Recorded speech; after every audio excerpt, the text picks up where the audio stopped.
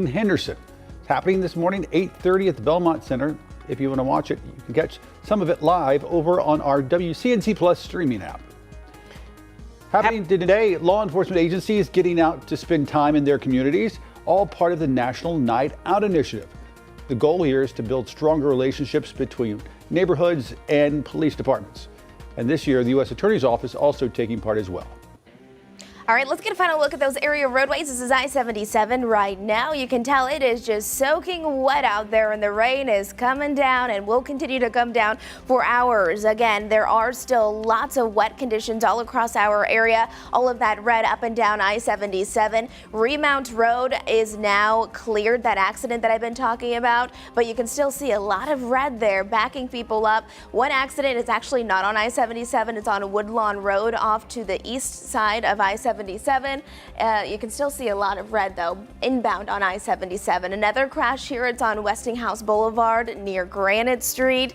As we zoom to the north, this is a newer wreck. It's on I-485 eastbound at exit 18. That's Oaksdale Road. You can see that yellow popping up, meaning that there are some impacts. So allow for plenty of extra drive time to get to where you need to be, and take it easy for your Tuesday morning commute. And plain and simple, it's going to rain. It will continue to rain. It has been raining, and then the heaviest rain that we're expecting is through this morning, eventually winds down through the afternoon before more batches of showers arrive overnight tonight, heading into tomorrow morning. On and off rain over the next several days, but today 71 degrees, very cold high, feeling like October. Goodness. Oof. And a reminder, the news does not end here, folks. Coming up at 7 on WCNC Plus, we'll take a look at the National Night Out events happening in Charlotte. Plus, the new device that could be a game changer in the fight against Alzheimer's. And a mother's intuition, is it real? We verify why mom always seems to know best. Mom does know best. Right. That all starts at 7 o'clock on WCNC Plus. Join us there. We'll see you in just a few minutes. And again, take your time if you're heading out today.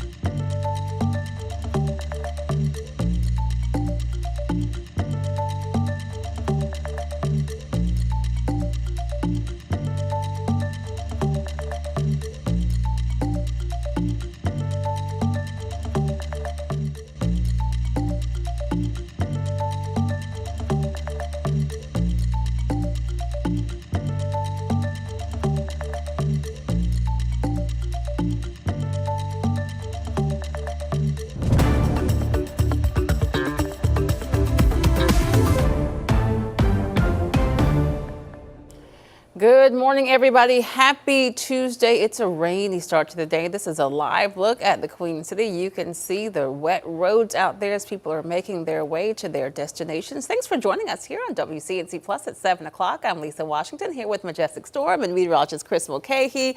And my goodness, a messy start to the morning. It's not good. No, Plain and simple. no.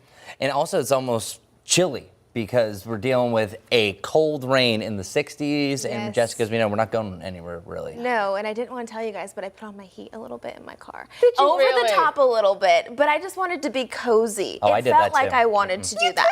I cranked it up to 90. Did you have the AC on or something? Yes. No. I turned it all the way up. And the perfect word, cozy. And when I got Yeah. outside, not cozy. No, not at all. You did it wrong. I'm I just letting you know. cannot believe you guys. All right, tell us about the Turn it up, forecast. y'all. All right, so let's get right to it. 71 degrees. That's the high for today, and there's a good chance we hit that by the end of the afternoon, but also some of us are just stuck in the upper 60s. So this is a rare event that we're talking about October like weather in August. So we'll call it October type of day, but 90% of the rain that we have today is going to fall in the morning. I think once you get to the afternoon, we're still dealing with rain, but as far as the rain rates, they start to come down a little bit, and then we'll actually have some bald spots in the rain coverage by the end of the afternoon. So that's what you can expect today. Light winds overall, but still some stray gusts up to about 15 miles per hour. Let's talk about our rain totals. And the reason why this is significant is we picked up a good swath of rain over the last hour. About a half inch around Charlotte, about a half inch around Gastonia, and then we really have come up in Rock Hill. Same thing, about 3/4 of an inch has fallen there. This eventually could prime some of the soils. So what we've seen over the last hours, about a 19/100 of an inch around 5 a.m. The data for 6 o'clock hasn't registered here on this graphic, but it's over a half inch of rain that fell. So we're already almost up to an inch of rain so far for today. That's why this verifies excessive rain impacts. We've already had excessive rain up to an inch in some locations, but honestly, we can add another 2 inches of rain this morning alone. So that is going to lead to some really big drainage problems. Some of them are going to be overwhelmed. We are going to have some of those low-lying streets that are underwater. So if you're in a flood-prone area, just really keep a watch out. We already have our first flash flood warning down to the southwest. We'll have a low chance for flooding or flash flooding by tomorrow, and then eventually the heavier rain is pushing its way further off towards the east. Right now, we're dealing with a rain rate anywhere from a 1/4 inch to about a half inch of rain across the Independence corridor up into Charlotte. Now seeing some heavy rain right here around Midland, and then also a little corridor of rain that is now splitting the difference between Fort Mill and Lake Wylie and down through York and along 321. But we're about to hit a little bit of a lull. Now, not really notice the difference. Instead of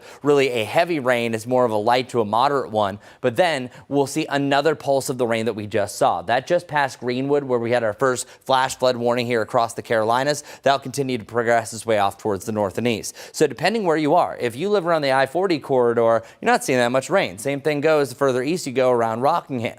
But if you live around the I-85 corridor, you've already seen a boat ton of rain. Really, it's specifically some of our more populated counties, such as Gaston, Mecklenburg, Cabarrus, Union, and York County. You're pretty much seeing the most rain for today, because look at our futurecast. I'll step out of the way. You're still seeing a significant rainfall by about noon. This starts to really erode hour by hour. Some of us just seeing some mist and drizzle by the middle of the afternoon, and then by the late day, we'll see a break from the rain. But more showers are going to develop. This is round two. Round two, for some pockets of even thunderstorms, will be a possibility through the overnight. This could be a cause of concern. So even though we have that moderate flash flood, excessive rain outlook for today, it also is going to include tonight. So any of these thunderstorms could be a possibility for another flash flood warning, something that we have to keep an eye on just for how saturated the soils are. But it looks like it's going to be a narrow window, and then we just have really hit or miss activity for your Wednesday. So again, most of the rain really falling for this morning before we see a second coming of that rain.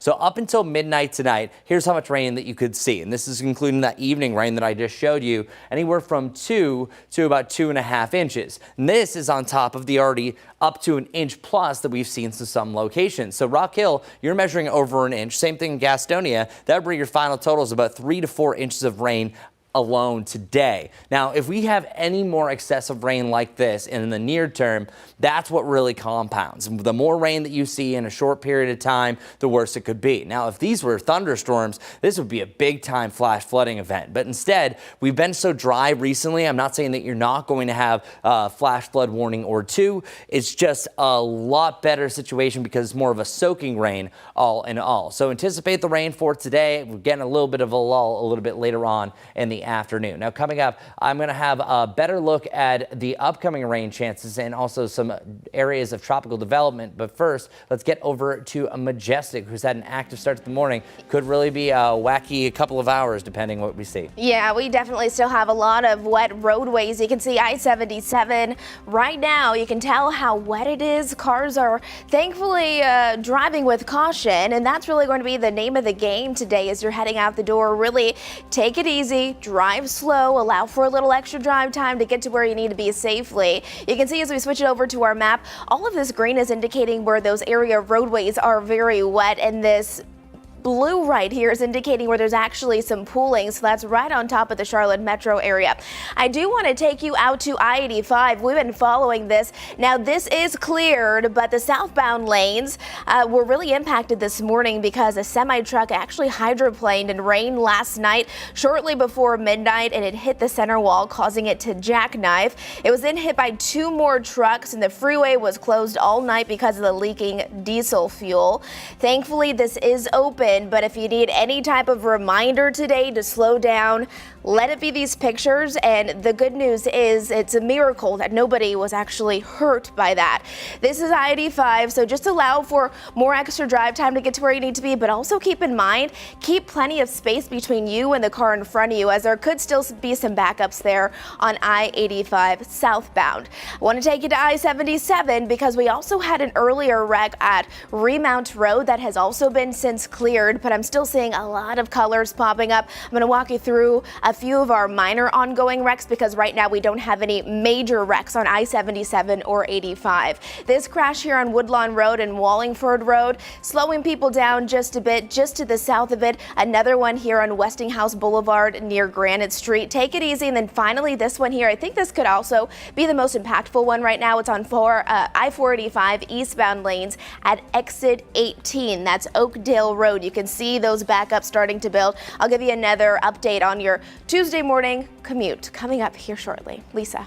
All right, Majestic, thanks so much for that. Again, take it slowly if you're heading out this morning. If you have ever spent hours at the DMV, you are not alone. A new audit exposes just how broken North Carolina's system really is and what's being done now to fix it. WCNC Charlotte's Destiny Richards is live for us this morning with details on that report and what drivers need to know. Destiny, good morning. Good morning. Yeah, if you feel like your DMV experience has just gotten worse, you are not alone and you're not imagining it. This is what we're seeing right now. A familiar sight right outside the DMV here on Arrowwood in South Charlotte. This is business as usual, but definitely not fun just minutes after the DMV opens, especially in this rain. Now, this new audit really lays out just how far behind the state is and why even DMV employees say things need to change fast. In the report, State Auditor Dave Bullitt calls North Carolina's DMV system inefficient and in crisis. Over the last 20 years, the state's population has exploded, but the DMV has only added just over 50 licensed examiners during that time. And there are still about 160 vacant positions today. The audit also highlights safety issues for employees, with some reporting verbal abuse, physical threats, and even property damage from frustrated customers. Examiners have also described customers lunging at them, and in one instance, a customer actually kicked a glass pane in. It really needs to get better. The audit also calls out a strained relationship between the DMV and the Department of Transportation. Even though the DMV brings in 30% of the DOT's revenue, it only receives about 2.8% of the department's budget in return. And the state auditor says this audit is really just the first step. It really shows everything, and now they're working towards solutions. They want to work with state lawmakers to try to find the best path forward. Lisa. suspended. Destiny, the audit is official, but I mean, just seeing the people in line in the rain behind you really speaks to the problems that they're having. What are some of the specific fixes that the state auditor is suggesting? Yeah, in yesterday's presser, one of the suggestions that he made was making the DMV its own separate agency outside of the Department of Transportation, so it wouldn't have to rely on the department for all of its budget needs. And then another thing was to create a public dashboard so that it's possible for people to see the staffing increases that they try to make, and improvement to wait times and things like that, so that, you know, there's transparency and accountability for real change being made. So definitely something to look forward to see. And again, those people waiting in line would certainly appreciate shorter wait times. All right, Destiny, thanks so much for that. We'll keep it right here because we'll be right back with more on WCNC Plus in just 2 minutes.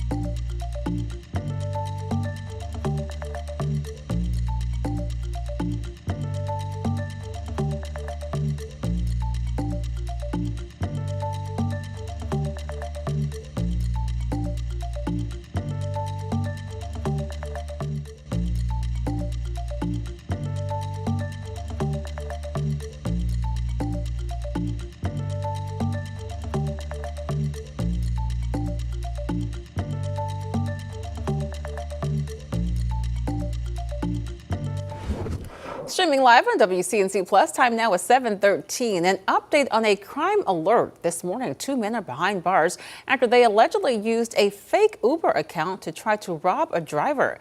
It happened last week on North Tryon. Police say a driver picked up Stanley Smith Jr. and Nehemiah Smith and later learned they had guns and planned to rob him at the drop-off. Instead, that driver detoured to a gas station and called 911. CMPD found these guns on both suspects. They now face multiple charges, including robbery with a dangerous weapon. Now, Charlotte's Fraternal Order of Police is criticizing a potential new law that says it would prevent arrests like this from happening in the future. In a statement, the FOP called Senate Bill 50, which would allow those 18 and over to conceal carry without a permit, dangerous. The FOP fears criminals could take advantage if that bill is passed. A new set of rules in place for Charlotte City Council as they return from summer break. WCNC Charlotte's Julie Kay was at the meeting and explains why these new rules, what they look like going forward. Council members were only together for a few minutes before going to closed session the rest of the time. They did talk about the new rules, but not everyone was on board that this is enough. Summer break is over for City Council. They returned Monday night with a full day of committee meetings and a new strategy to address them. Mayor Vi Lyles answered questions from council members about what that looks like. Now we have a draft of a framework. Mayor Lyles sent her plan in a letter Friday. She suggested designating up to an hour for non-agenda items, reserving time for council to request future agenda items, and a 3-minute time limit for remarks. But Councilmember Malcolm Graham expressed concern that this isn't enough. I just feel that we're falling short. In the letter, Mayor Lyles also said, quote, the past several months have been challenging and that the public's trust in this body has been tested. This is likely in reference to internal transparency concerns about a payout to CMPD Chief Johnny Jennings. Monday night, Councilmember Renee Johnson questioned the lack of conversations about that since. These recommendations were sort of a surprise, so I wanted to know what's the plan for our meetings moving forward. Is this temporary, or where are we? Well, I had meetings with a number of the council members. Some people could do it, some people couldn't make it possible. For now, these rules are just for the month of August. Council can decide to go back to the original format and rules in September if they decide this doesn't work. In Uptown, Julie Kay, WCNC Charlotte. Happening today, law enforcement agencies joining their communities for the annual National Night Out campaign. More than 70 Charlotte neighborhoods will host events. This is video from previous Night Out events. The annual event happens on the first Tuesday of August. The goal is to build stronger relationships between neighborhoods and agencies. This year, the U.S. Attorney's Office says it will be taking part as well. Now, here's a list of some of the events happening around town. Concord will host an event at the Cabarrus Arena and Event Center from 5 until 7.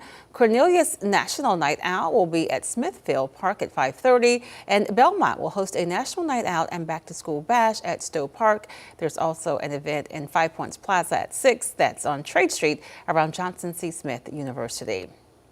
Right now, White House officials are working to find a new statistics chief after President Trump fired the Bureau of Labor Statistics Commissioner. Her removal followed a lower than expected July jobs report. The president accused her of manipulating that employment numbers for political purposes without providing any evidence. The president plans to announce a pick in the upcoming days. To a live look in Washington now as a major political standoff is taking place across the country. Democratic lawmakers leaving a special session in Texas in effort to block a vote on Republican congressional redistricting. NBC's Jay Gray has a closer look at the holdout and how governors in blue states are now vowing to join this fight. Members, a quorum is not present. Texas Democrats continuing their holdout. Dozens of state lawmakers leaving the House chamber and the state, effectively blocking a vote on a Republican congressional redistricting plan that could create up to 5 new GOP seats and help the party maintain control of the U.S. House in the 2026 midterm elections. Their attempts to disenfranchise Texans the tool they're using is a racist, gerrymandered map. And Governor Abbott is doing this in submission to Donald Trump. Texas Republicans pushing back. This map was politically based, and that's totally legal, totally allowed, and totally fair. Governor Greg Abbott threatening to expel the more than 50 absent lawmakers from office while ordering state troopers to find and arrest them. I will immediately sign the warrants for the civil arrest of the members who have said they will not be here. Texas may be the spark point, but clearly this showdown is just the start of a national battle for political power. This is a war. We are at war. And that's why the gloves are off, and I say, bring it on. Governors in a handful of blue states, including New York, Illinois, and California, already working on potential redistricting plans to offset GOP efforts. Governor Gavin Newsom, a potential presidential candidate, posting on social media, "Buckle up, Donald Trump. California is about to get a whole lot bluer thanks to you." Blue or red, the map to the midterm elections, unclear and contentious, more than a year before voters head to the polls. Now, many of the absent lawmakers say they've packed enough clothes to be gone for 3 weeks. Republicans insisting they aren't stopping the vote, just delaying it. By law, a special session in Texas can only last 30 days, which means the current session must end by August 19th. Jay Gray, NBC News, Washington. Keep it right here. We are back in just 2 minutes.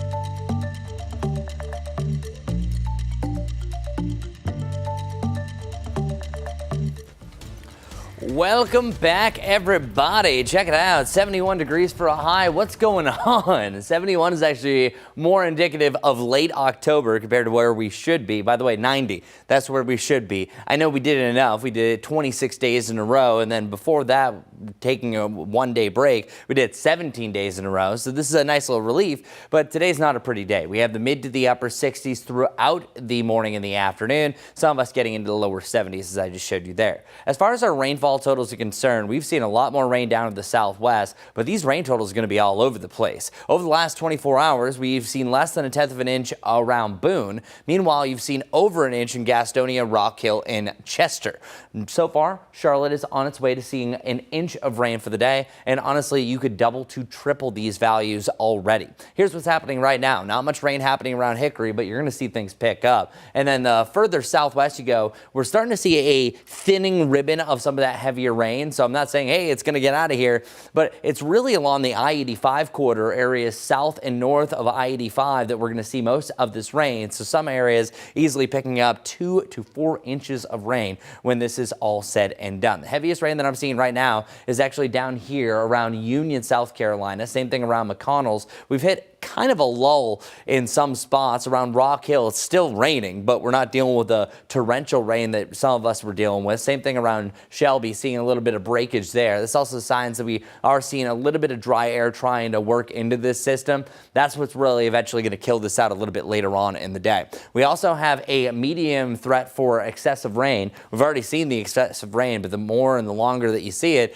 well, the better chance for flooding and flash flooding. So that's something we have to watch through this morning. If you live in a flood-prone area, be advised. Here's what you can expect for our future cast. We'll continue to push rain right along the I-85 corridor, as I mentioned, through the late morning into the early afternoon. Once you get to about 3 o'clock, we're really seeing the dry air start to take over, and then we're even taking a break heading into the late afternoon and early evening before more rain starts to come back in. How much rain could you see? Well, anywhere from about 1.5 inches to 3 inches when this is all said and done. High temperatures back to the 80s by this coming weekend. Let's get over to Majestic Storm, see what's happening on this active morning.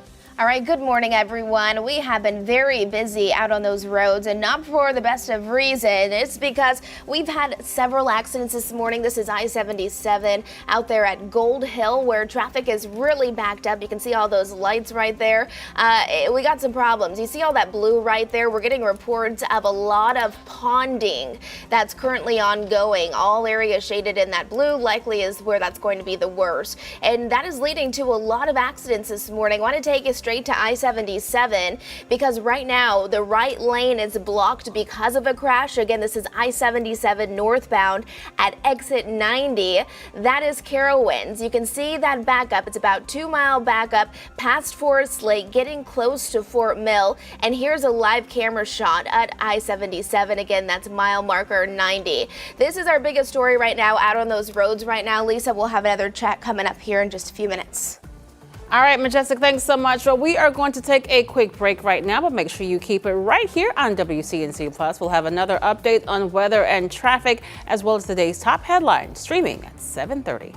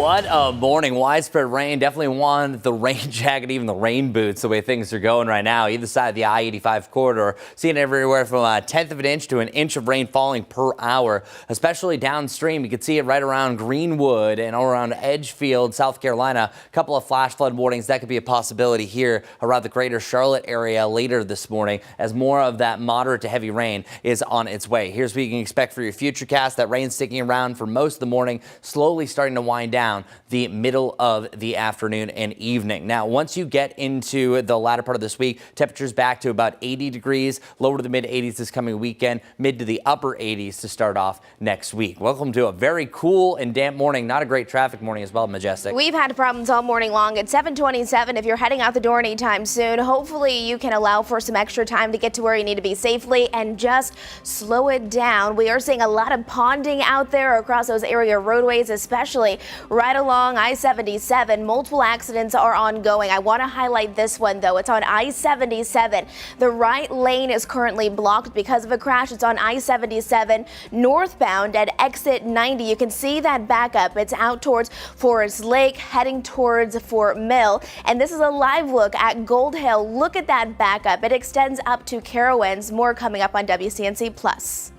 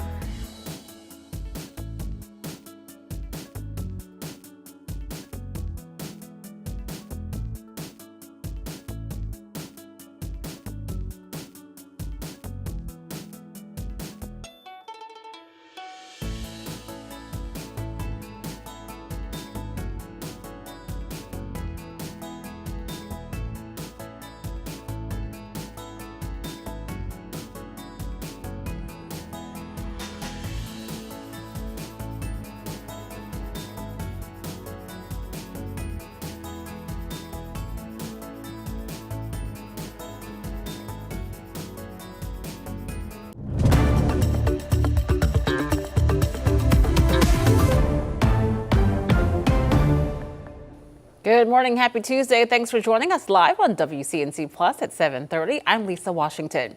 As kids prepare to go back to school this month, there are some things that you want to check off your list before the first day. One of those is an annual physical. WCNC Charlotte's Bria Smith is live this morning outside of Novant Health in Dilworth. So, Bria, what did the doctors have to say? Yeah, Lisa, well, that school list that doctors do mention has less to do with supplies and more to do with a student's overall health. Making sure that they are healthy and have enough energy to do everything they want to do. And then, of course, we're giving vaccines so that we can protect children from illnesses that can be life-threatening. Dr. Catherine Olmsted is the physician leader for Novant Health Children's Institute.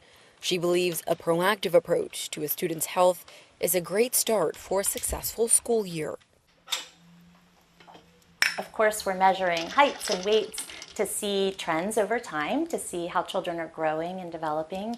We do developmental screening and some social emotional screening to make sure that children are thriving in life and at school and in their families. But it's the potential of the unexpected that Dr. Olmsted says is a benefit of annual checkups and vaccinations. A lot of times parents come in, bring their children in just because they need a form signed, and then they leave with a diagnosis of diabetes or anemia or sometimes other conditions. Sometimes we're referring patients on to cardiology or endocrinology or nutrition. Whether it's an appointment for a physical or vaccinations, Dr. Olmsted stresses the importance of a healthy body in order to prevent illness. I'm very proud of the state of North Carolina that our measles vaccination rate, for instance, is higher than the national average. And that showed to be incredibly important when we had a case of measles brought in from another country to a community nearby. And because our population is so highly vaccinated, measles did not spread.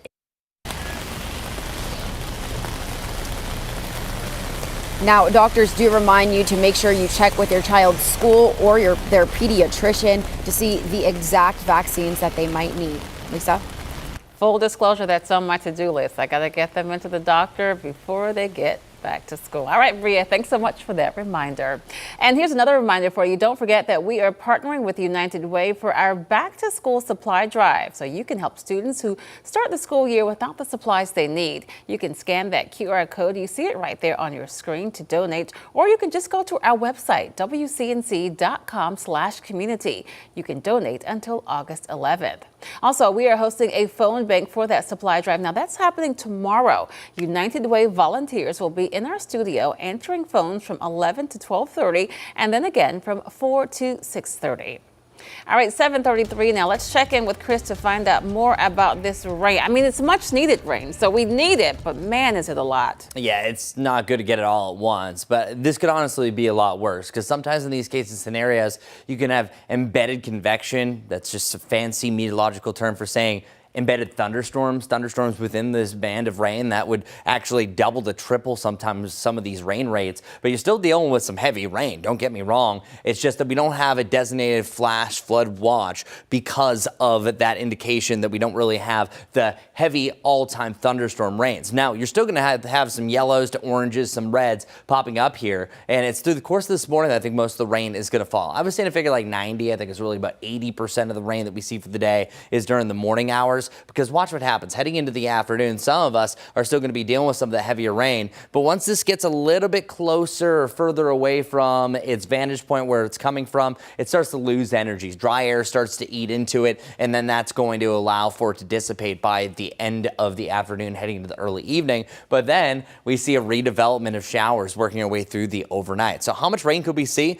Up to midnight, this model is only showing 1.5 to 2 inches. I think this one's bogus. The reason why, we've already had up to about 1 inch of rain. Now, this is factoring in the rain that's already fallen, so that is going to be a possibility, about 2 to 4 inches. But I think this one is a little bit more accurate, what we could see over the next couple of days, that anywhere from 2 to 4 inches of rain additional on what we've already seen so far. But what's crazy about this is that we have one narrow corridor either side of I-85 that most of this rain is falling. Meanwhile, up in Boone, we're barely expecting anything over the next couple of days. Rockingham about the same mark. So really, the closer you get to Charlotte, the more rain that you're going to see. And that does include Gastonia around Rock Hill over to Concord. But really, it looks like most of the rain is really falling in the York County, Mecklenburg County over to Gaston County line over the near term and also over the next couple of days. So our lows are pretty similar over the next couple of days. We should be around 70 degrees, not really the case.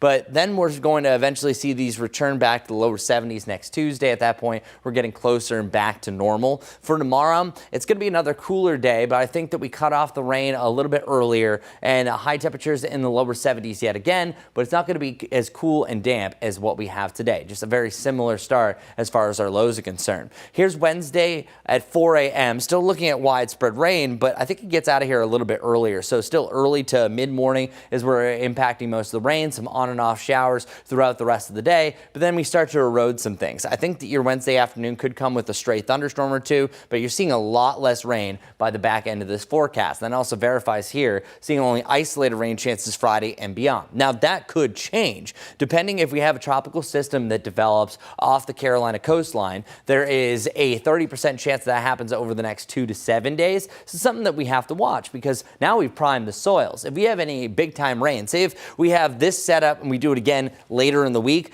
that's where really you have the big issues as far as flash flooding goes. But you can see at least a general stair step up temperature-wise. We're 71 today, back to the lower 80s on Saturday, even getting closer to 90 degrees the middle of next week. Not feeling like August majestic, actually more like an October morning. That's just bizarre to me. It really is. We're going to have an overall very dreary and rainy start to the day. Keep this in mind as you're heading out the door. Maybe you don't have to head out right now, but do be mindful that area roadways are going to stay wet through most of our day today. We're seeing a lot of ponding out there, especially shaded in areas in blue. That's where you could hydroplane if you're going too fast. So slow it down, allow for plenty of drive time to get to where you need to be, and also allow for plenty of space between you and the car in front of you. Let's break down a few things that I'm looking at now. You can see my map. It is busy out there. Want to take you out to I-85 here. You see all this red. We got some problems here. It's out towards McAdenville. As we zoom it in even more, I'm going to let you know the right lane right now, it's blocked because of another crash on I-85 before exit 26. That's Belmont Mount Holly Road here. So with that being said, this backup is over 3 miles long. So obviously you're not going to want to head that way. Your best alternate route is to take Highway 74 instead to get around it. Another accident. This is now on I-77 southbound at Arrowwood Road. That's exit 3. It's backed up 1 mile to Nations Ford Road. But really, I'm concerned about I-77 northbound. If you're driving inbound, you got some problems out here because we have a crash that's still ongoing. It's at exit 90 here. You can see the red stop and go traffic. This extends past Forest Lake. It's starting to back up near Fort Mill. So I-77 northbound, this is what it's looking like. I mean, this is I-77 at Gold Hill. You can see all of those cars really moving very, very slowly. Area roads are just soaking wet, and it's kind of hard to see at times. I think it's a combination of some pockets of heavier rain coming down and possibly a little bit of fog that's developing. And then here's another live picture view. This is coming in on I-77. Again, northbound lanes. This is at Carowinds, where we do have those significant slowdowns for your morning commute this morning. So yes, our drive times are definitely going to be backed up. If you're coming in from Gastonia, it's going to take you right around an hour, much the same if you're coming in from Salisbury. We'll have another check on our roads in our Tuesday morning commute, all coming up here in a few. Lisa. All right, Majestic, thanks so much. Well, as kids across South Carolina head back to school this week, we want to see your back to school pictures. Take a look at some of those that we received already. Again, a number of students there heading back. You see them, most of them holding that sign to say which grade they're going to the school year. You can text us your first day photos. Again, second day, if you didn't get them the first day, we don't judge. We just want to see your kiddos. That phone number is 704-329-3600. And again, we want to wish all of the kids a happy school year. We'll keep it right here because we'll be back with more on WCNC Plus in just 2 minutes.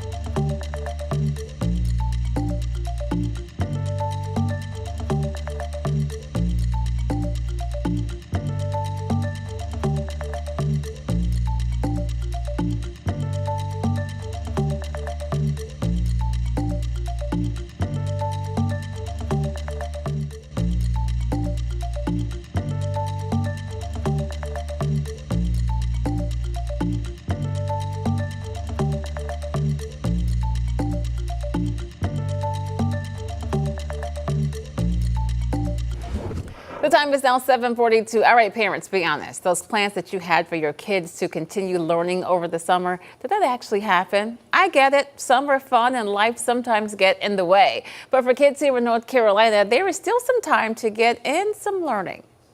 While you may be looking forward to your kids returning to class, you may also be wondering, are they ready for the new school year? Mom of two and CMS board candidate Charlotte Hatch says the best advice for parents and students feeling unsure about the new year is breathe. First of all, take a deep breath because the kids will be fine. So after you take a deep breath, if you can do nothing else, there is no greater indicator than finding an opportunity to read. The American Library Association says when kids read regularly, it improves their reading skills and encourages reading as a lifelong habit. I like when Captain John says, "Yo, ho, ahoy, Captain John." To keep their sons' reading skills sharp year-round, a group of Huntersville parents organized a weekly boys' reading club. Well, it's really just fun, and it helps us learn, like reading. It helps enhance the brain, learn. It really helps vocabulary because you can learn new words.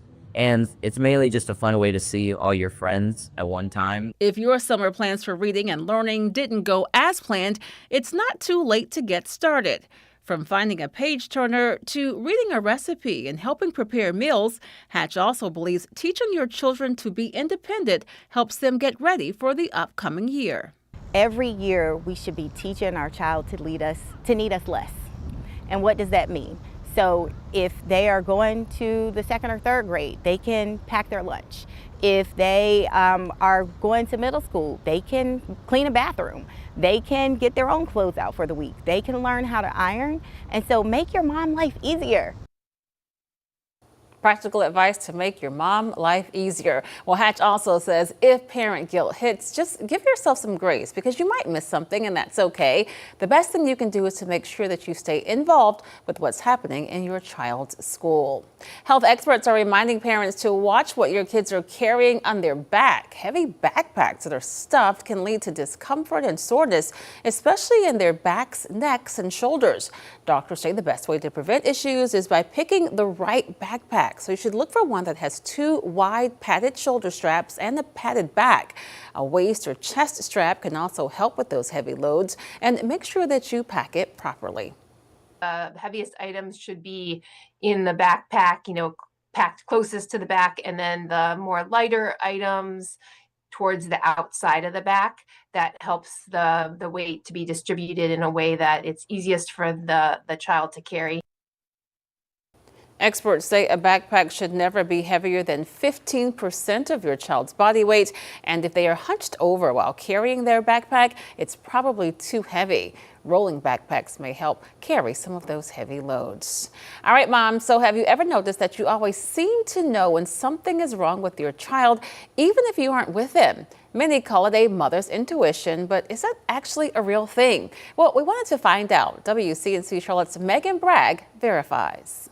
To get answers, we went to Dr. Susan Elbers, a psychologist at the Cleveland Clinic, and a study published in Nature Neuroscience. There are several studies showing the intense bond between mothers and children that can create this type of intuition. Dr. Elbers says this is a very real phenomenon. It is described as a gut level awareness of what is happening with your child, whether it is what they need, what they are feeling, or if they are in danger, based on no information or explanation. A few factors play into a mother's intuition, including neurobiology and learned history. Dr. Elber says when a mother spends time with her child, oxytocin is released, which bonds them. Some studies show mother and child's neural networks influence each other starting during pregnancy. A study published in Nature Neuroscience reveals during pregnancy, women undergo significant brain remodeling that persists for at least 2 years, which helps create the intuitiveness. So we can verify that, yes, a mother's intuition is real.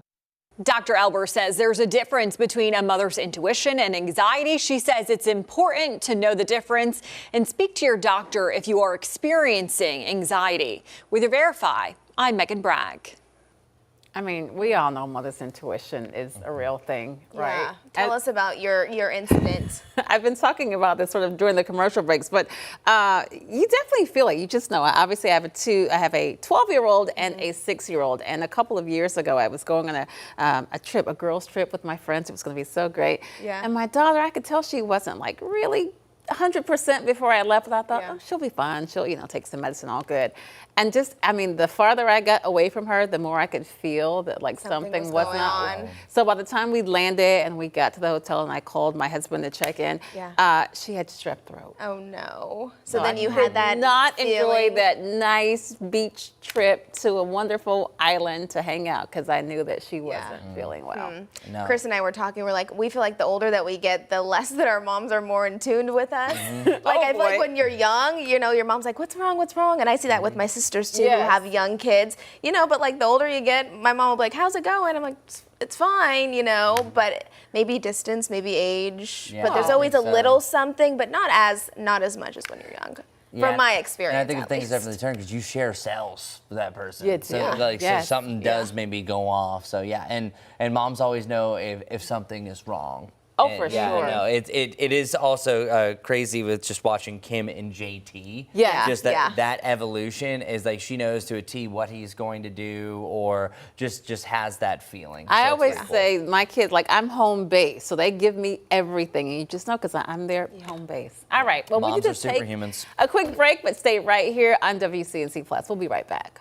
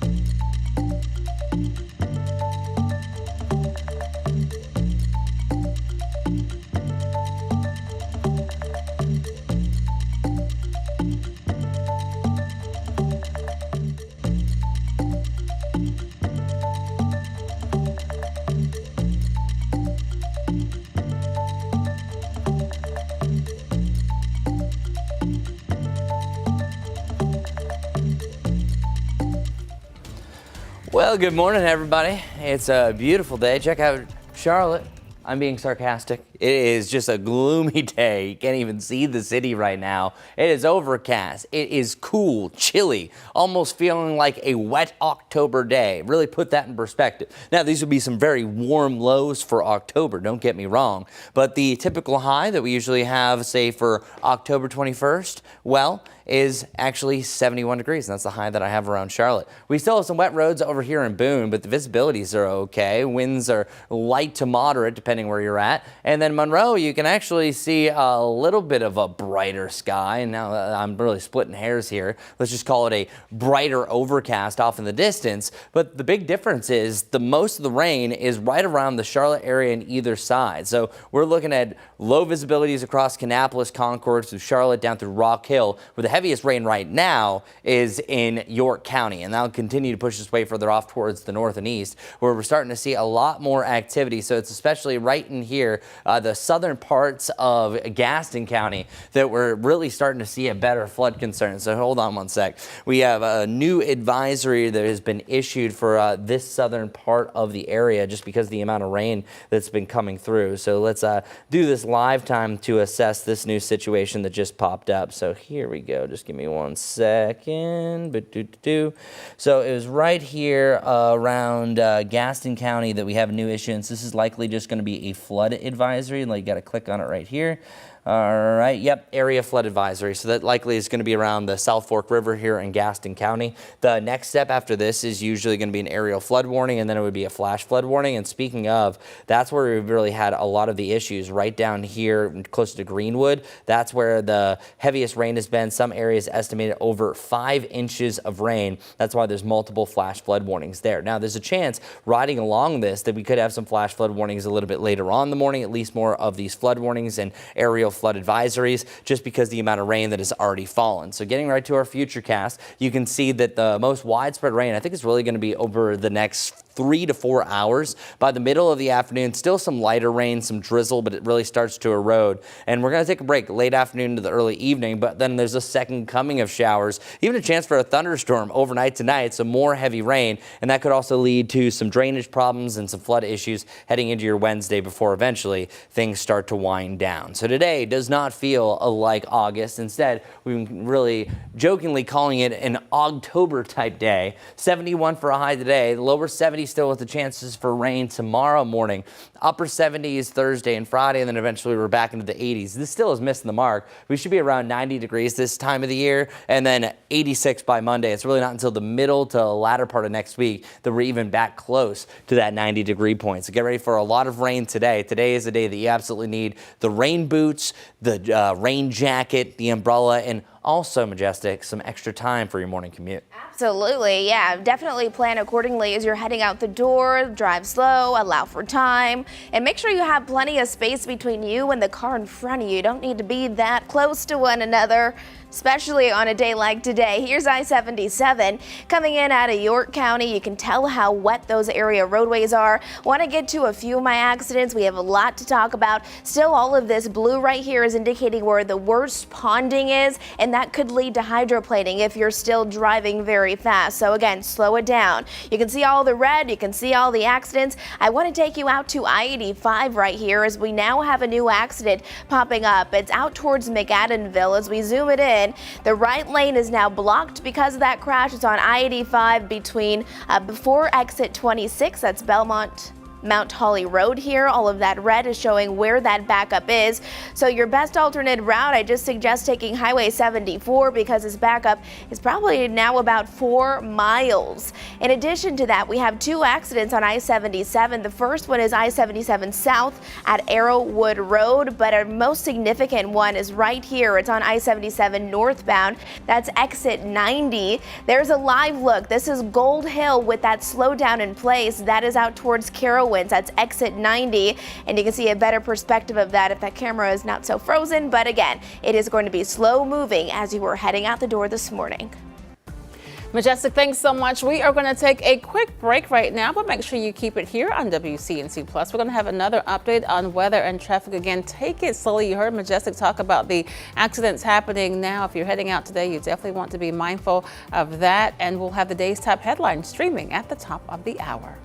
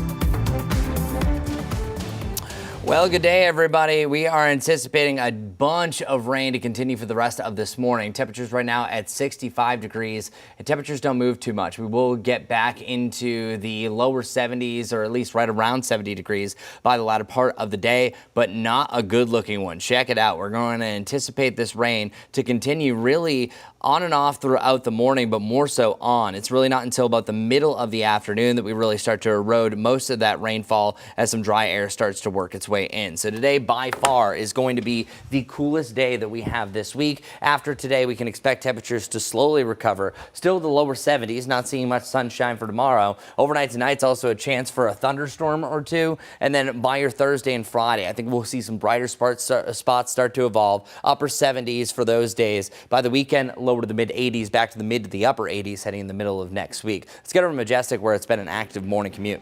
Yeah, not in the best of ways. We have several ongoing wrecks across our area. Here's a live look outside coming in from York County. Good morning to everyone in South Carolina. Doesn't matter where you're traveling today. Make sure you're really taking it easy. Drive a little slower and allow for plenty of space between you and the car in front of you. We're seeing wet roadways and a lot of ponding out there on I-77. We are following a couple of problems. Accident on Arrowwood, that's southbound, but another significant accident northbound that's really going to slow down that commute.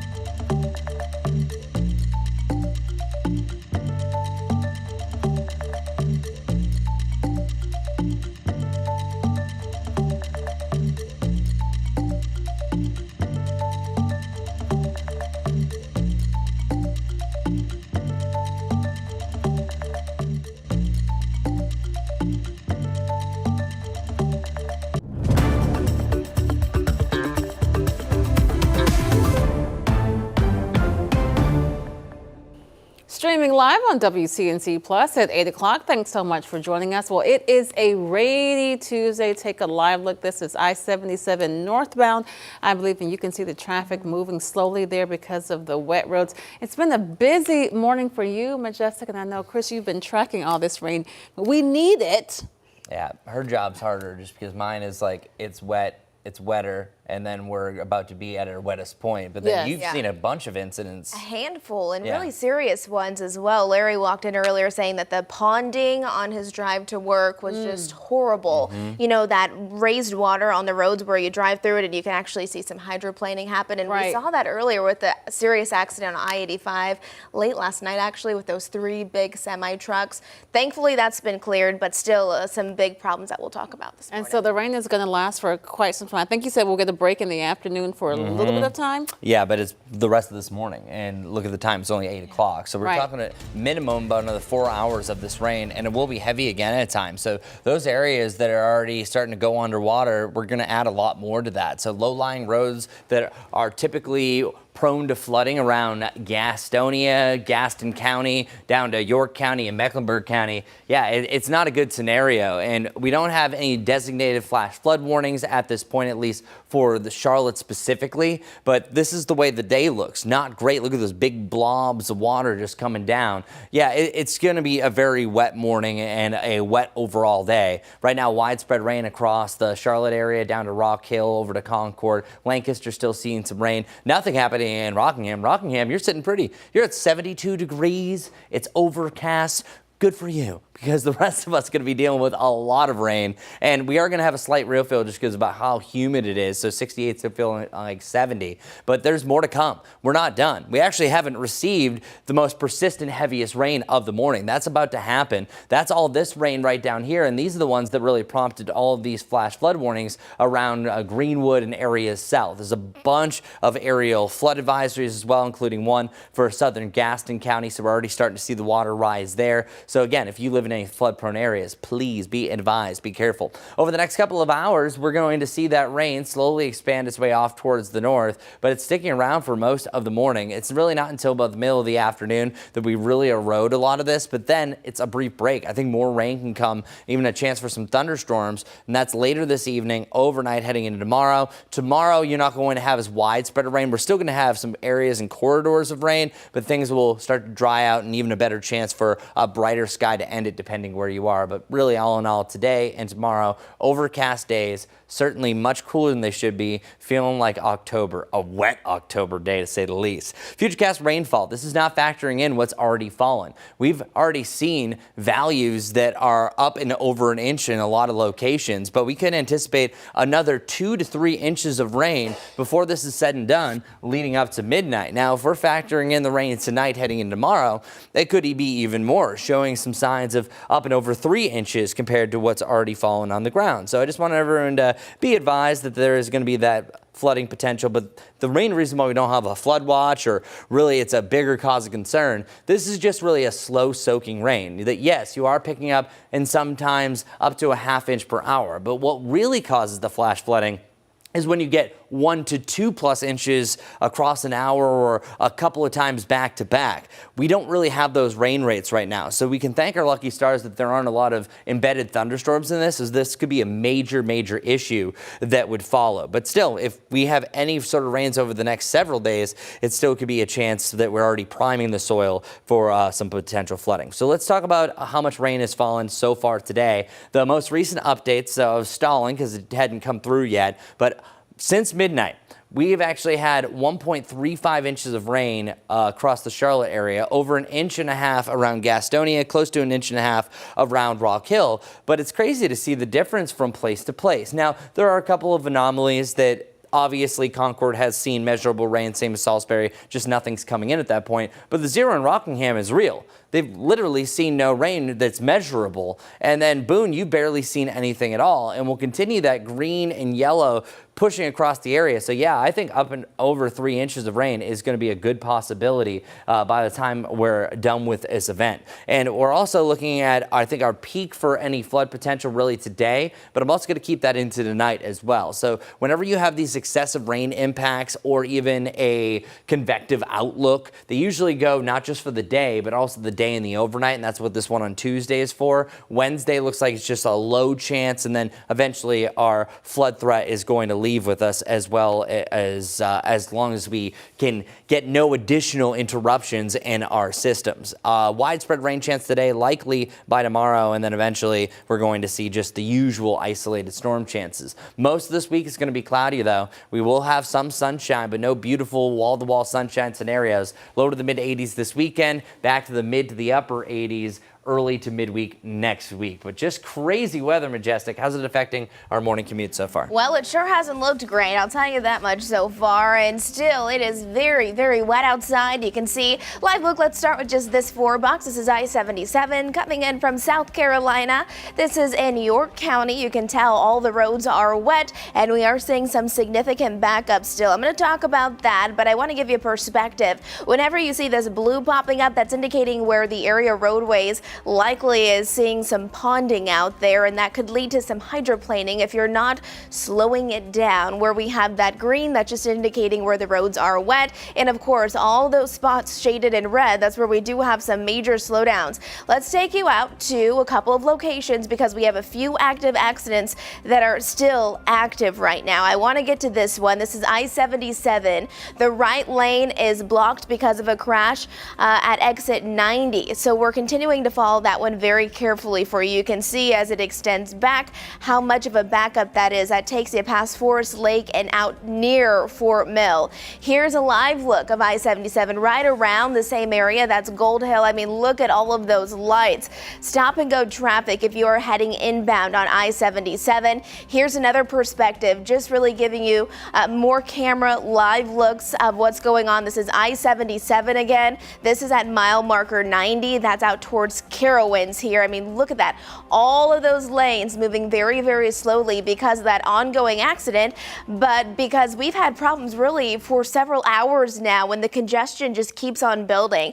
Out on I-85 in McAdenville, we have another ongoing wreck. Right lane blocked because of a crash. I-85 southbound before exit 26. That's Belmont to Mount Holly Road. You can see all of the red. It's backing up about 3.5 to 4 miles now over the river bridge right there. So your best alternate route probably would just be to take Highway 74 there. Again, drive times not looking great as you're heading out the door. About an hour if you're coming in from Gastonia right now. Allow for extra drive time and just take it easy for your Tuesday morning commute.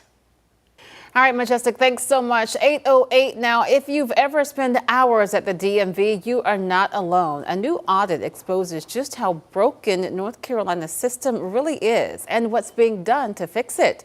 WCNC Charlotte's Destiny Richards is live this morning with details on that report and what drivers need to know. Destiny, good morning.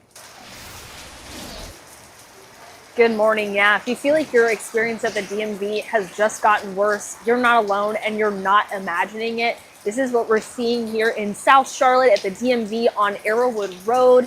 And this is unfortunately business as usual, seeing lines like this, and definitely not fun in the rain. This new audit really shows just how far behind this system is here in the state of North Carolina and why even DMV employees say things need to change fast. Now, in the report, State Auditor Dave Bullock calls North Carolina's DMV system inefficient and in crisis. Over the last 20 years, the state's population has exploded, but the DMV has only added just over 50 licensed examiners during that time. And there are still about 160 vacant positions today. The audit also highlights safety issues for employees, with some reporting verbal abuse, physical threats, and even property damage from frustrated customers.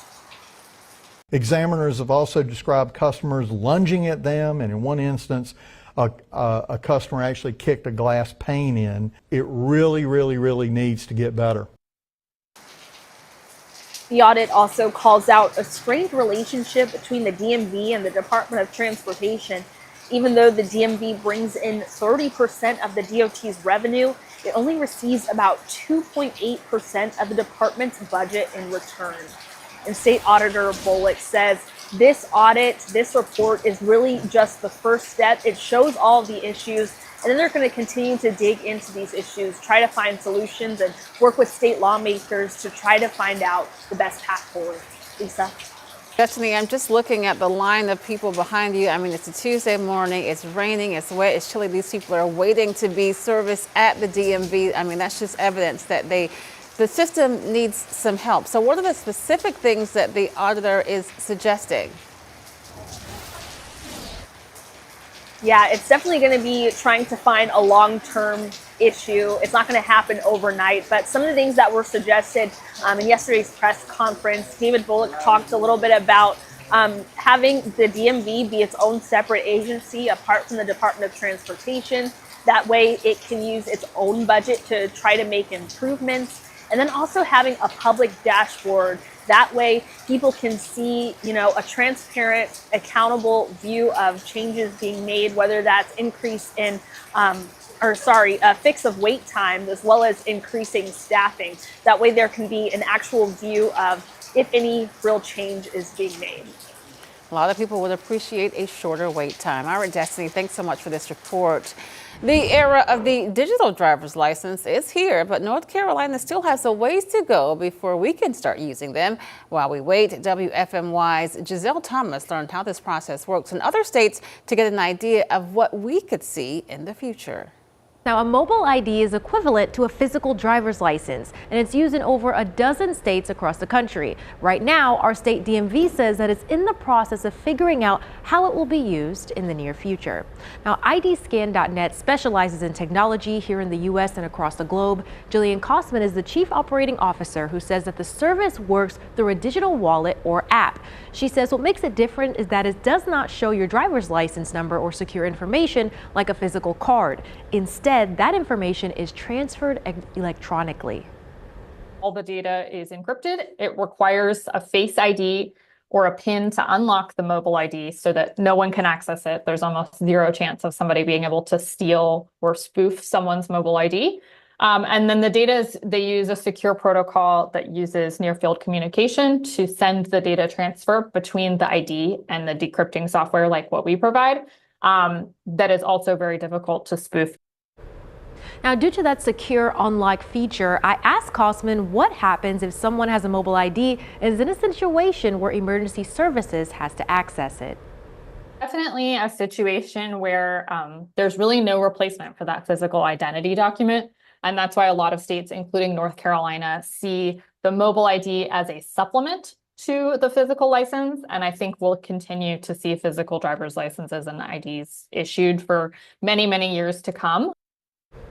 Now, Kosman also tells me that in states that use the mobile ID service, law enforcement has training and special equipment to scan it. Now, at this point, North Carolina is still in the exploratory phase of the program, and we're working to find out more about that rollout timeline.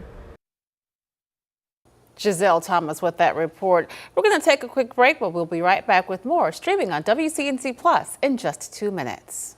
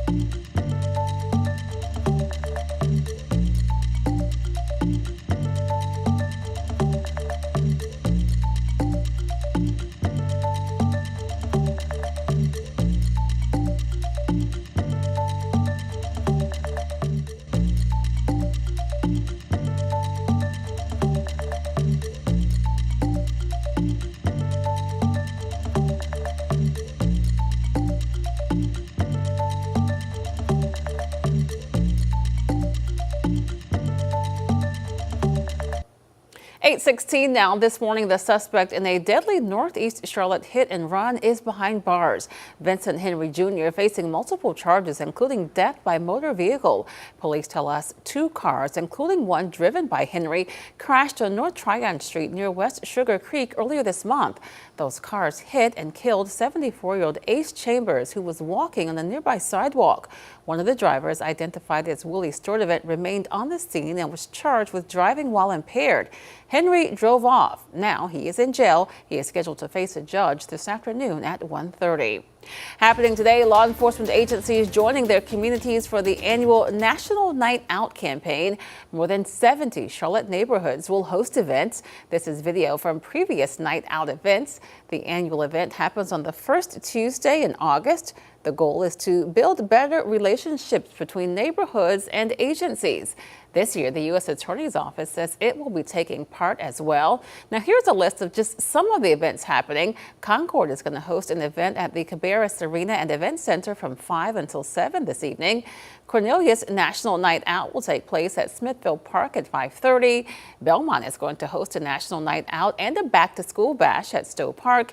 There's also an event at 5 Points Plaza at 6. That's on Trade Street around Johnson C. Smith University. Another neighborhood taking part in National Night Out is Enderley Park. That's in West Charlotte. Neighbors there are taking safety into their own hands this morning. They recently added a mobile camera to monitor crime. Now, while it did help, neighbors say that camera is now gone. That's why they are stepping up, doing the work to make sure that crime doesn't come back. They are organizing cleanups, hosting giveaways, feeding families, and giving the kids something positive to do. The neighbors say it's not just about safety, it's about building a stronger community. Getting them off the streets, trying to get them a job, having activity at Betty Ray Thomas is also one of our scopes of trying to get kids back into the rec centers. County officials are encouraging those neighbors to keep showing up and staying engaged. The county is also working to get the money for more cameras. We're going to take another break. We'll be back in just 2 minutes.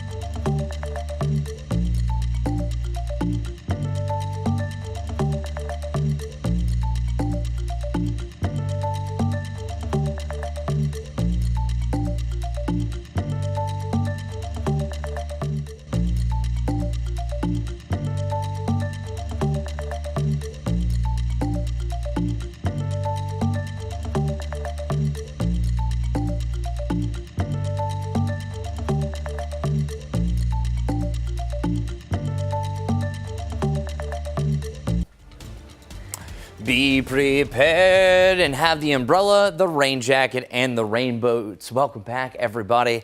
Yeah, it's going to be just not a great morning. It hasn't been great. It's going to be one of those, you open up the blinds, the curtains. Whew, all right, let's do this. Especially for your morning commute. Majestic, we'll get to that. October 21st, that's where we have the average high of 71 degrees. This honestly feels like a cold October rain. Yeah. Not a great setup. And actually today's high, 71, would be the coldest high temperature that we've had in August since 2014. We were 70 degrees on August 1st, 2014. Haven't been this cold since. And this is even a chance that we don't even get out of the 60s this morning. So it's a rain jacket type of day, a cold October rain as we're calling it. And temperature is getting close to 70 degrees by the end of the afternoon. I think that we're going to have a little bit of a break from the action at that point. And the highest rain chances are really today and tonight. And then rain is still likely for your Wednesday, but then our rain chances are really going to drop off rapidly after that. As far as our 7-day forecast is concerned, check out where we're going. Slowly starting to climb back up. 77 come Thursday, 79 on Friday, and then we're back eventually to lower to the mid 80s on Saturday and Sunday, and then the mid to the upper 80s there afterwards. And the one thing that we're also going to be looking at is the chance for a tropical development in one system. And this doesn't look to be like a surefire bet, but we are anticipating that this could potentially be a factor on the back end of the forecast. So it's this little area of development I want to show you real quick. Could potentially change the back end of that forecast. That the newest update per the National Weather Service, I'm doing this live time right now because it actually just drops during the 8 o'clock hour. There is now a 10% chance for development within the next 2 days for a low. And it's actually all associated with the system that we're dealing with right now. And a 40% chance over the next 2 to 7 days. So that means that we could have a coastal low that's going to really impact our forecast. So stand by as far as that. In the meantime, just try to stay dry on this wet morning commute. Let's get over to Majestic, who has a lot going on her maps. It's been a very busy start to the day. Want to show you some of our... Well, it's been a busy start to the day. Let's take a look at our map right there. I want to show you all of that blue. That's where we do have ponding across those area roadways where if you're driving too fast, you could very easily hydroplane. So it's going to be one of those days where you need to leave a little earlier. Make sure you're allowing plenty of space between you and the car in front of you. And then the green here is just indicating where those roads are very wet. Lots of red popping up, lots of icons popping up. I'm going to let you know about two important ones. I-77 northbound. The right lane is currently blocked because of a crash. It's at exit 90, and this actually extends a few miles past Forest Lake out towards Fort Mill. This is a live camera shot. Again, I-77 northbound. This is at Gold Hill. You can see how slow those cars are moving. You can see that it's kind of hard to see because of the combination of rain and possibly even a little bit of fog that's developing. This is out at Carowinds where we are seeing that major backup. We'll have another update on those area roads all coming up here in a bit. Hi, this is Sunny Sprinkle. Time for a Tuesday Tail Wagger. Along with our friends at Animal Care and Control, last week at this time we featured Allie, and that wonderful dog still there. Let's bring on our Tuesday Tail Wagger. Is Wednesday, and Wednesday, for the first time in a long time, is a Wesley rabbit. Wednesday, the rabbit is about 4 years old, weighs somewhere from about 3 to 5 pounds. Just a great rabbit. Gets along with dogs, believe it or not. She's very friendly, very affectionate, is litter box trained, and there she is right there. Her name is Wednesday. So if you would like to have a rabbit, a lot of people love them. They can be like litter box trained, and she certainly is. Available today at Animal Care and Control. She's being fostered, and the foster family says this is such a sweet rabbit. You can log on to animalsclt.org, animalsclt.org for all the information, or you can make an appointment by going out there Monday through Friday, 11 a.m. to 7 p.m., or Saturday and Sunday, 9 a.m. to 5 p.m. One more time, this is Wednesday. On a Tuesday, she's about 4 years old, weighs about 5 pounds, and Wednesday is our really very special Tuesday Tail Wagger. All right, Larry, thanks so much. So we're going to take a quick break. Let's keep it right here on WCNC Plus. We're going to have another update on the weather and traffic. I mean, just take a look at this. You can see how wet the roads are. That's causing some problems this morning. Take it slow if you're going to be heading out. We'll also have more of the day's top headlines streaming at 8:30.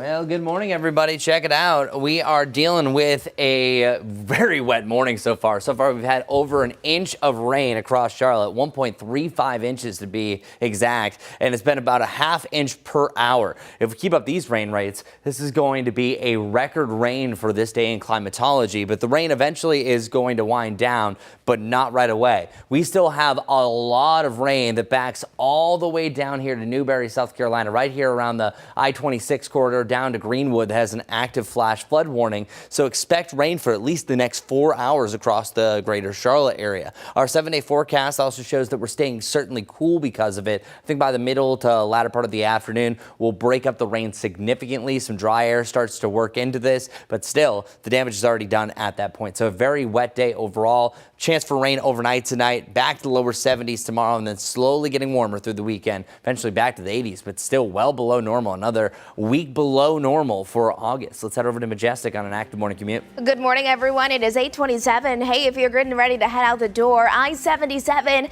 northbound is not looking good. Take a look at your TV screen. This is a live camera shot of what's going on. Really backed up. This is out towards Gold Hill. You can see some lights are flashing. We have some emergency responders. They're on scene. Multiple incidents ongoing. The one that I just showed you, though, it's right there. It's at exit 90. That's Carowinds, impacting northbound lanes. Join us over on WCNC Plus for alternate routes.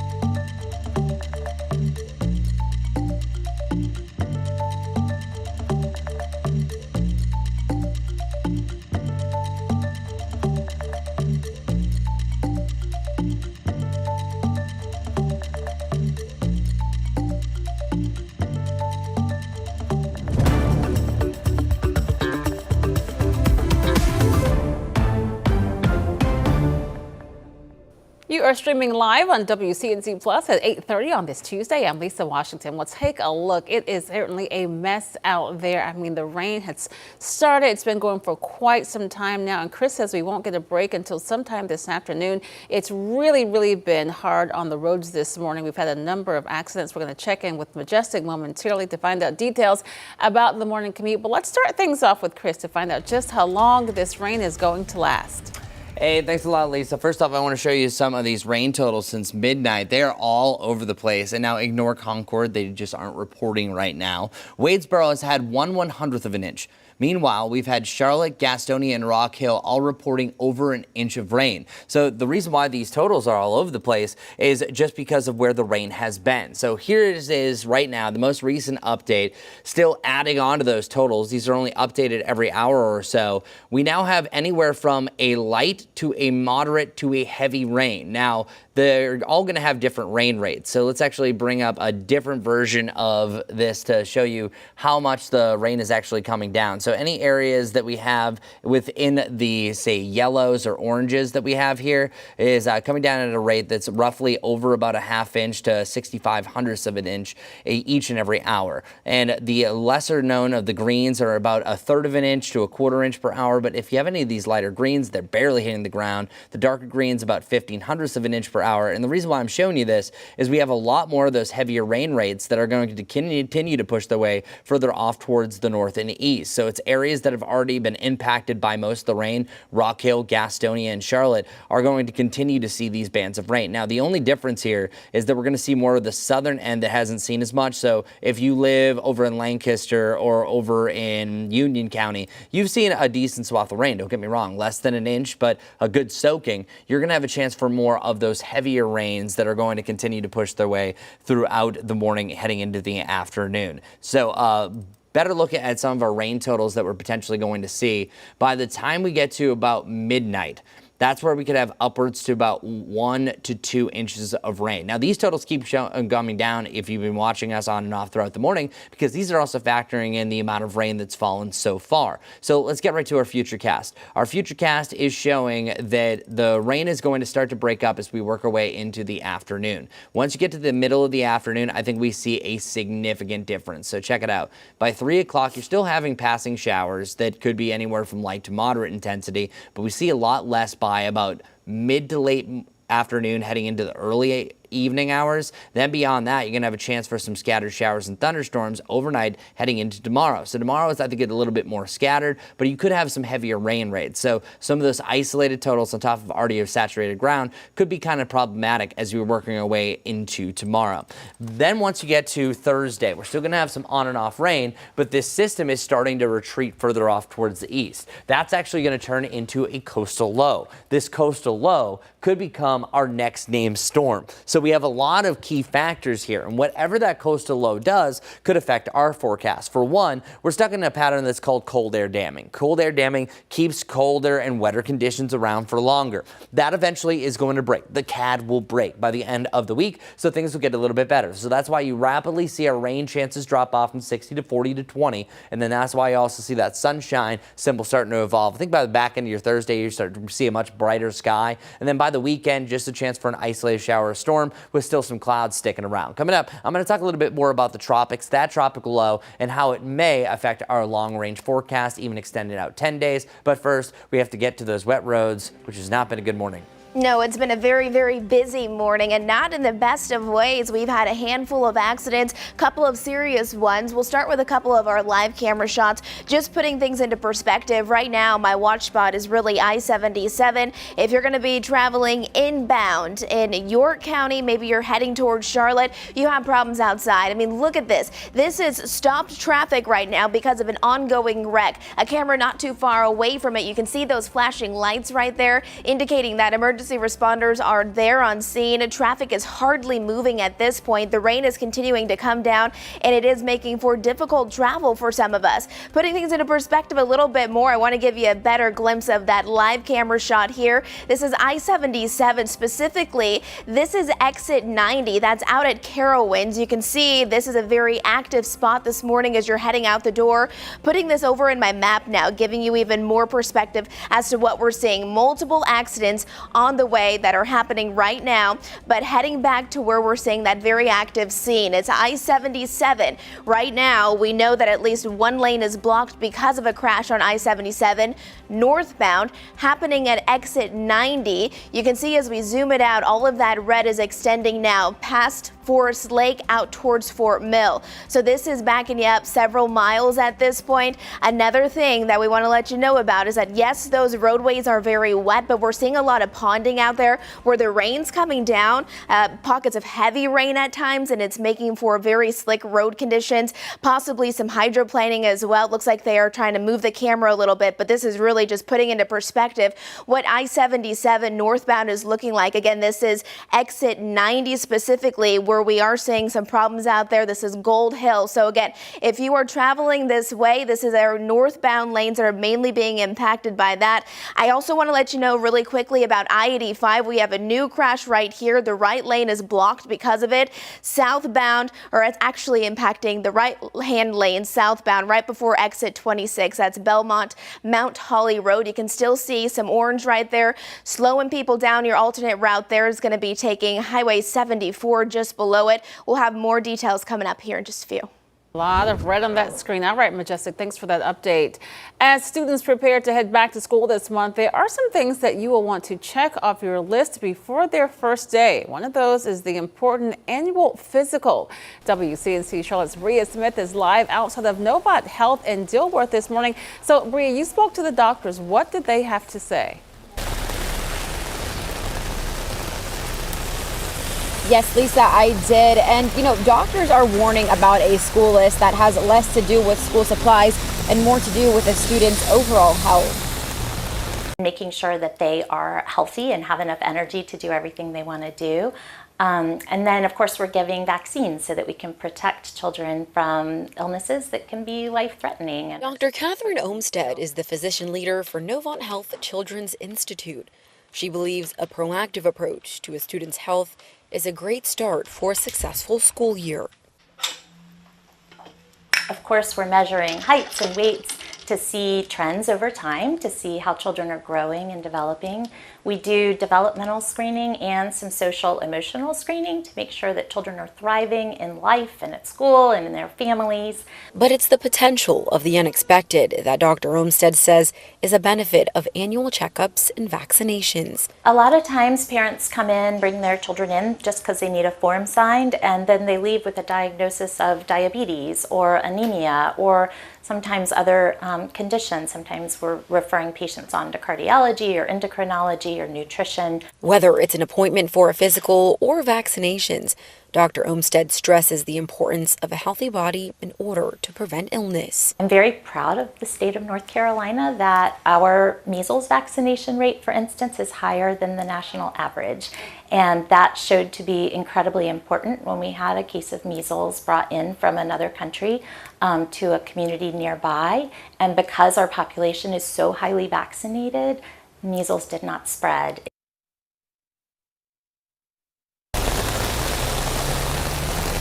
Now, doctors do want to remind you to make sure you check in with your child's school or pediatrician to see which vaccines they'll need. Back to you, Lisa. Bria, this is a reminder for many parents to get those annual physicals done, as well as those dentist appointments and eye exams if your children need them. Thank you so much for that reminder. All right, don't forget that we are partnering with United Way for our back to school supply drive so that you can help students who start the year without the supplies that they need. You can scan that QR code. You see it right there on your screen to donate now, or you can just go to our website, WCNC.com/community. You can donate until August 11th. Also, we're going to be hosting a phone bank for that supply drive. That's happening tomorrow. United Way volunteers will be here in our studio answering the phones from 11 until 12:30, and then again from 4 until 6:30. And as kids across South Carolina head back to school this week, we want to see your pictures. Text us your first day photos. The phone number is 704-329-3600, and take a look. These are just some of the pictures that we've received so far. We want to wish all of the students a happy and a prosperous and a healthy and a smart new school year. All right, keep it right here because we are back in just 2 minutes.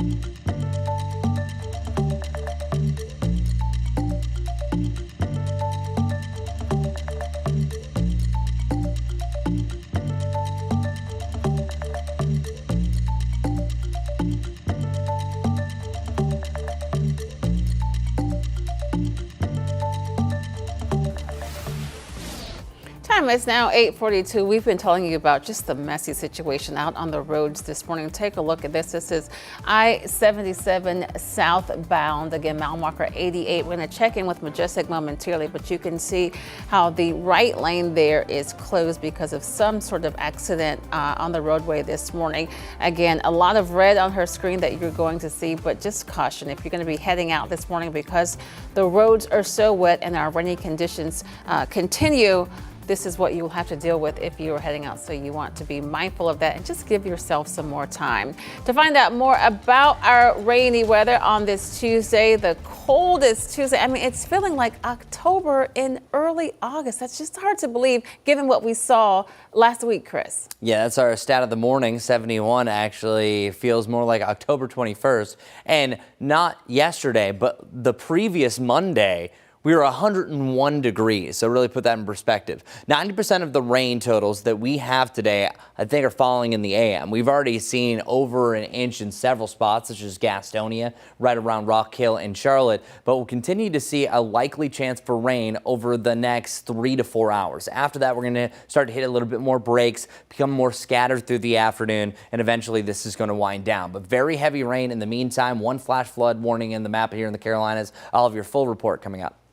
All right, let's get to that traffic update. You want to let you know things are not looking good out there. We have multiple accidents that are currently active. I want to highlight one really important one, taking you into York County, where the right lane is currently blocked on I-77 heading northbound. The accident is at exit 90, but that backup is now extending over 4 miles. All of that red is indicating stop and go traffic. Those area roadways are very wet. We've been seeing a lot of ponding as well, which is not helpful when people are going fast. You typically hydroplane if you're not being careful. Hard to even see what's going on. We're still seeing some rain that's falling, but you can tell all of those cars are moving very, very slowly. We have some emergency responders there on scene. This is I-77 there at Gold Hill. So if you were heading out the door this morning, this is our northbound lane that's really backed up on I-77 heading inbound. Make sure you allow for plenty of extra drive time to get to where you need to be safely. The rain is still coming down. You can see another live shot here. We're going to have more coming up on WCNC Plus,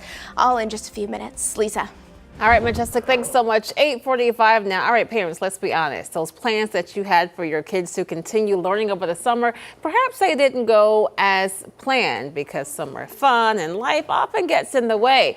But for kids in North Carolina who have yet to return to school, there was still some time to get in a bit of learning and enrichment.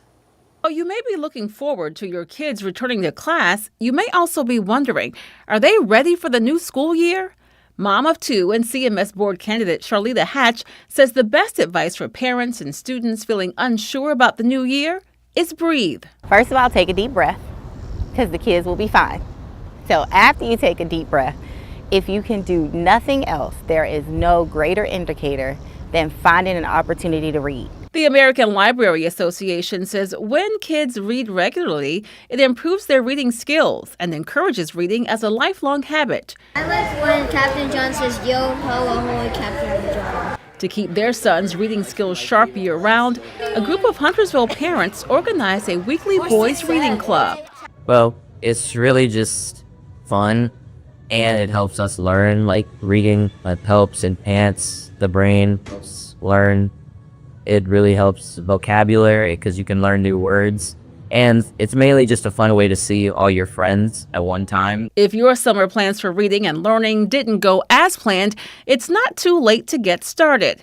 From finding a page turner to reading a recipe and helping prepare meals, Hatch also believes teaching your children to be independent helps them get ready for the upcoming year. Every year we should be teaching our child to need us less. And what does that mean? So if they are going to the 2nd or 3rd grade, they can pack their lunch. If they are going to middle school, they can clean a bathroom. They can get their own clothes out for the week. They can learn how to iron. And so make your mom life easier. Make your mom life easier. All right, there's new hope this morning for those suffering from some of the most devastating brain diseases like Alzheimer's and Parkinson's. As Mindy Basara reports, a Baltimore company has come up with a new device it hopes will improve the lives of millions of people. So this is the NeuroPass. This is the future of brain medicine delivery. This groundbreaking medical device is 15 years in the making. Back in 2010, Dr. Chad Gordon was doing skull reconstructions in Boston.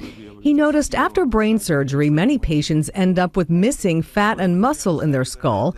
So he decided to design an implant that doesn't just fix the skull, but fills out the empty space. I realized that the skull implants needed to be much thicker.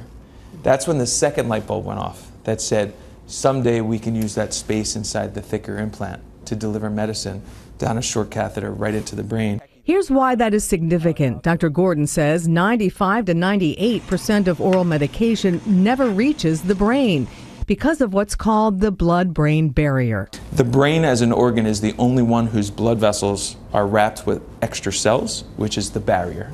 So basically, normal chemicals or nutrients that come out into all your other organs from the bloodstream don't come out into the brain because they're trapped by the blood-brain barrier. Consequently, drug makers have to raise the amount of active ingredients in the oral medication because most of it won't get to the brain. That causes side effects and damages other organs. NeuroPass, though, delivers the medication only to the brain. And it will sit on the side of your head like this. At the same time, give you a bump that you could feel and know where to put the needle in. And then the medicine goes right down these little catheters. This is the ultimate wearable technology. We're talking about impacting millions of patients and a totally new approach to treating brain disease. Michael Maglin headed up the wearable technology team at Under Armour before coming over to Cranius.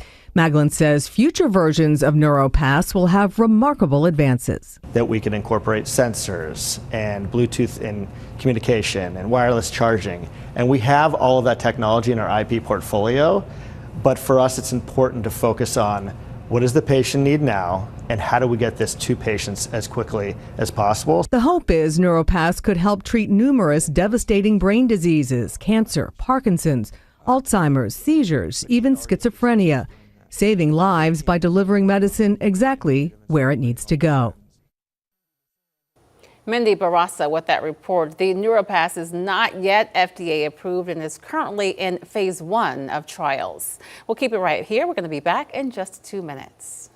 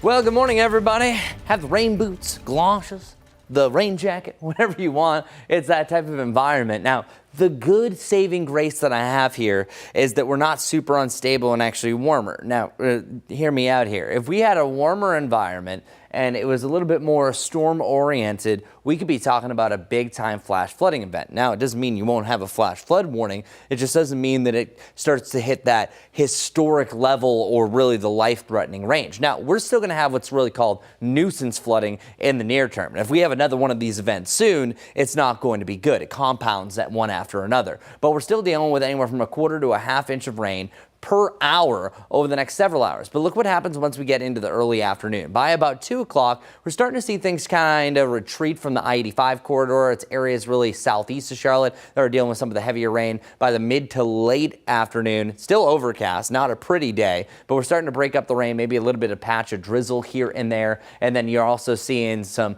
chances of showers and thunderstorms overnight heading again into tomorrow morning. So tomorrow morning could be rocking and rolling for your morning commute. Once again, how much rain we could see? Anywhere from about 1.5 inches to 2 inches of further rain today and tonight. So be advised, take it easy, drive slow overall. 7-day forecast showing a stair climb back to the 80s by this weekend. Should be closer to 90 degrees the middle of next week. But Jessica, it has been quite the morning, and you have something else now that just popped up? Yeah, new accident. Take a look at your TV screen. This one is northbound I-77 at Dave Lyle. You can see, again, emergency responders are there on scene. Multiple fire trucks. You can see 2 lanes can still move past it, but it seems like 2 of them are blocked as this is an ongoing wreck here. Again, northbound I-77 at Dave Lyle. This is what it currently looks like.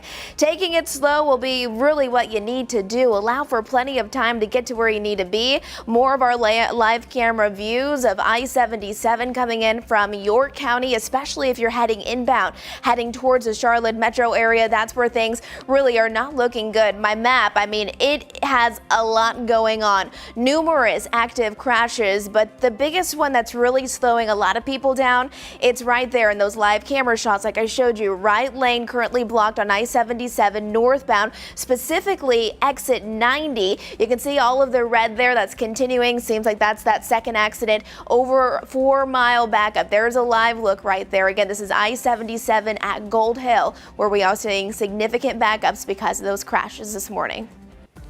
All right, Majestic, thanks so much for that update. Right now, we are going to take a quick break. Make sure you keep it right here on WCNC Plus. We're going to have another update of weather and traffic. And then our own Jane Marmiel is going to take over at 9 o'clock from our live Impact studio here at WCNC Plus. She's going to be talking to the YMCA of Catawba Valley about its back-to-school shopping events that are happening tomorrow. She'll also have all the live breaking events as they happen from across our area and the country. Again, right here on WCNC Plus. Just leave it on all day and be careful out there if you're heading out.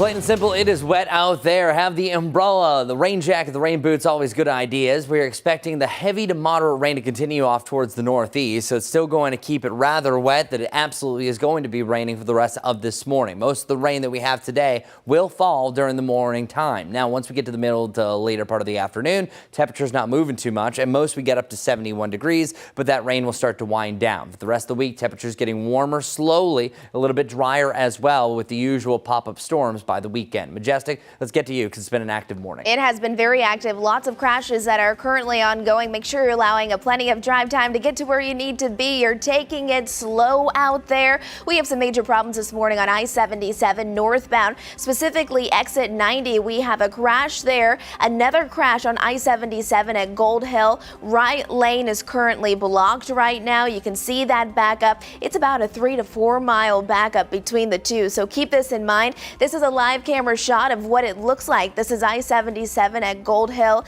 Make sure you drive safely for your Tuesday morning commute.